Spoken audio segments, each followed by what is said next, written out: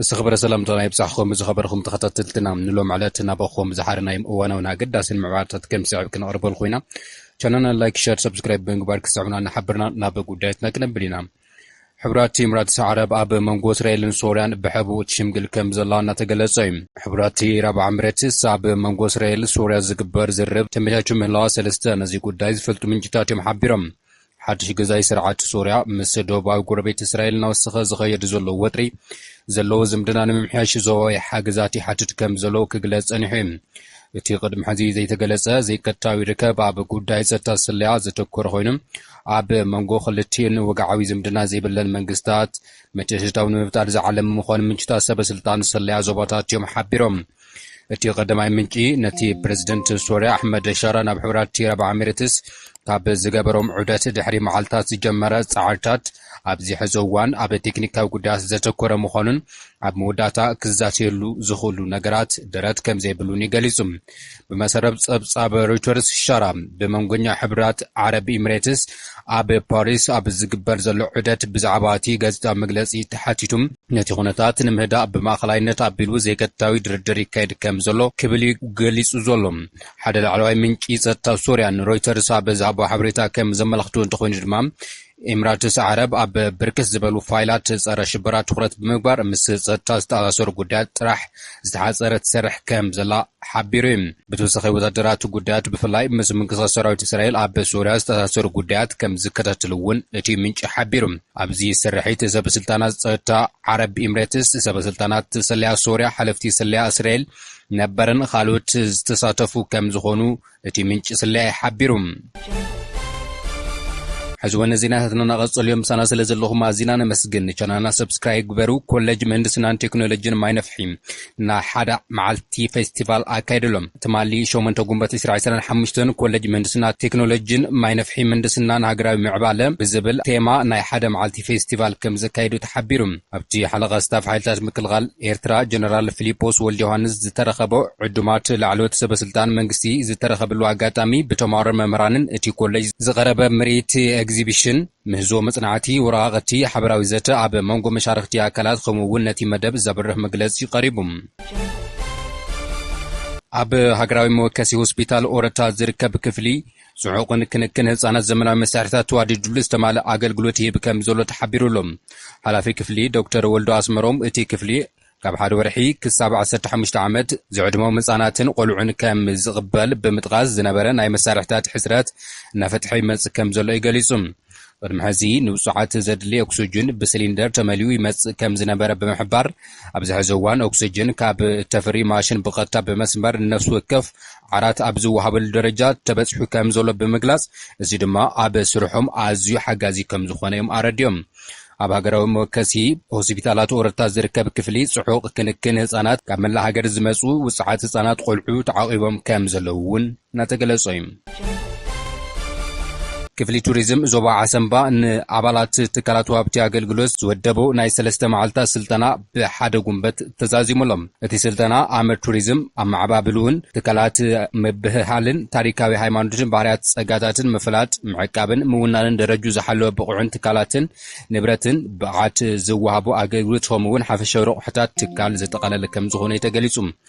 علامة أتي سلطنة دما سلوت صفوفون أعجابي سرح أكل جلوت نمسجان عقمتات وهابتي أكل جلوت نمحيال نقحات حاسبان مونان كم زخونة زتجل زخوين وانا دايركتور كفلي توريزم زوبا عسنبا أتو سالم علي جليس سلم زيد ما أب كتما كرن كاب زركبات كلات نتوسعزو استوهاب سلطنة أقدس نتوترايو أبنوسات زوباتات كسر حلو مدب كم زلو يتحبرو زلم سلطنتي بوغنم زقسمو فلتت أب عبالة سرحهم عبيترا كم زلو بمتغاص بدرجو قصل كم زخونة تلابيوم أم حداري زوب عسن بامبسادر عبد الله موسى عبد الزهابو مزازم مقال كم زعينت عيو أب مسأي زيادة كدفافو كم زقباد ما تحسسيبو لهم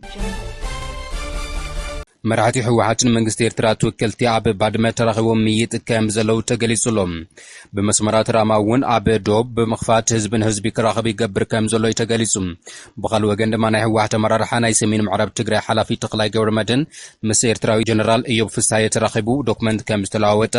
ተኽላይ ገብረመድህን እውን እቲ ዶክመንት ተቐቢሉ ናብ መቐለ ከም ዝተመለሰ ተገሊጹ እዚ ነገር እዚ ድማ ፌደራል መንግስቲ ከም ዝፈልጦ እውን ተሓቢሩሎም ናይ ስዕቡ ድማ ግዝያዊ መምሕዳር ትግራይ ከምዚ ክብል ይመግለጹ መግለጽ ኣውፅኡ ዘሎ ህዝቢ ትግራይ ህልውኑን ብሄራዊ ረብሑን ንምርጋጽ ሰላማዊ ፖለቲካዊ ቃልሲ እናካየደ ምዃኑ ይፍለጥ ክብል ዝገለጸ ጊዜያዊ ምምሕዳር ትግራይ ቁልፊ ሕቱ ጠለቡን እውን ውዕሊ ፕሪቶርያ ከይተሸራረፈ ክትግበርን ካብ ናይ ኩናት ስጋት ናጊፉ ረብሑ መሰሉ ክሕልው እዩ ክብል ይገሊጹ ጊዜያዊ ምምሕዳር ትግራይ እውን መሰረት ሕቱ ጠለባትን ህዝቢ ትግራይ ንምምላስ ሰላሙን ድሕነቱን ብዘተኣማምን ውሕስን ምግባር ስምዕነት ፕሪቶርያ ዝፈጠረሉ ዕድል ብዘይናስሕ ደረጃ ጸንቂቑ ብምጥቃም ብሄራዊ ረብሓታት ትግራይ ንምርጋጽ ኣብ ምንቅስቓስ ይርከብ ክብል ይገልጽ እቲ መግለጺ በዚ መሰረት እውን ምስ መንግስቲ ፌደራል ጥራሕ ዘይኾነስ ምስ ዝኾነ ሓይሊ ኣፈላላያትና ብሰላማውን ሕጋውን መንገዲ ንምፍታሕ ዝካል ኩሉ ጻዕሪ ምግባር ግቡይ ክብል ዝገለጸ ይኹን እምበር ካብዚ ልዕሊሉ ዝተገለጸ መትከልን እምነትን ወጻእ ጊዜያዊ ምምሕዳር ትግራይ ዘይፈልጦ ዝተዓንገጡ ዕላማን ስትራቴጂን ስልትን ዘይፍለጥ ዝኾነ ዓይነት ሕጋዊ ወይም ደጋዊ ርክባት ምግባር ኣይከኣልን ጥራሕ ዘይኾነስ መንግስቲ ኣልባ ኮይንና ፍሉነት ክነግስ ትግራይ ድማ ሓደ ማእኸል ከይህልዋ ዝገብር ሓደገኛ ተግባር ክብል ይገሊጹ ወሲኹ ድማ ጊዜያዊ ምምሕዳር ትግራይ ከምዚ ዓይነት ተግባር ኣብ ትሕቲ ዝኾነ ይኹን ኩነታት ተቐባልነት ዘይብሉ ምዃኑ ክፍለጥ ይግባእ ክብል ኣብቲ መግለጽ ሓቢሮም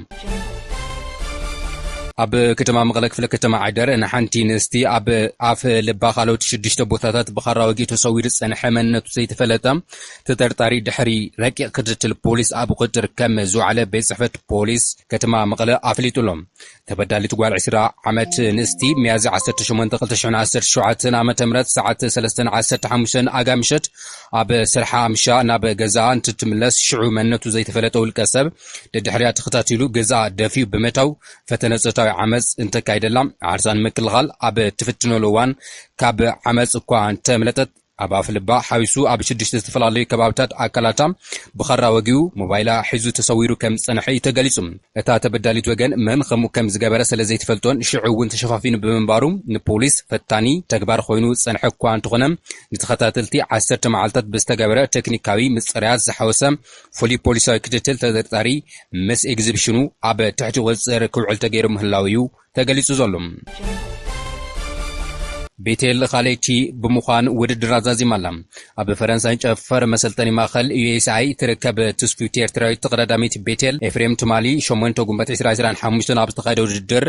ሞርቢሃን ኻልኣይ ደረጃ ሒዛ ውፅኢት ኣዛዚማላ እዚ ከምዚ እናሃለወ ዳናይት ተስፋዝጊ ዝተባሃለት ጋዜጠኛ ስፖርት ኣብ ኤርትራ ሃገራዊ ሬድዮ ድምፂ ሓፋሽ ንሚኒስትር ዜና ወኪላ ከምኡውን ኣይተ ዓብደላ መሐመድ ኣብ ኮሰር ካብ ሃገራዊ ፌደሬሽን ኩዕሶ ኤርትራ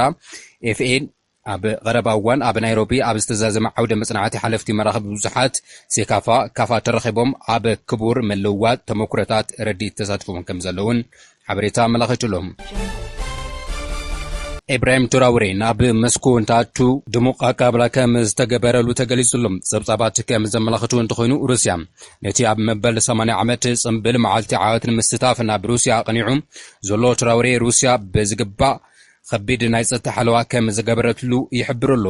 ብመሰረት ጸብጻባት ሩስያ ነቲ መንእሰይ መራሒ ክትወስዶ ናብ ቡርኪና ፋሶ ፍሊቲ ነፋሪት ሰዲዳ እዛ ነፋሪት ድማ ብብዙሓት ጀት ተሰንያ ትማሊ ናብ መስኮ ኣትያ ከም ዘላ ሓበሬታ ኣመላኺቱሎም ካፕቴን ኢብራሂም ትራውሬ ናብ መስኮ ምስ በጽሐ ብላዕለዎት ሰበስልጣናት ሩስያ ድሙቕ ኣቀባብላ ከም ዝተገበረሉ እውን ጸብጻባት ኣመላኺቶም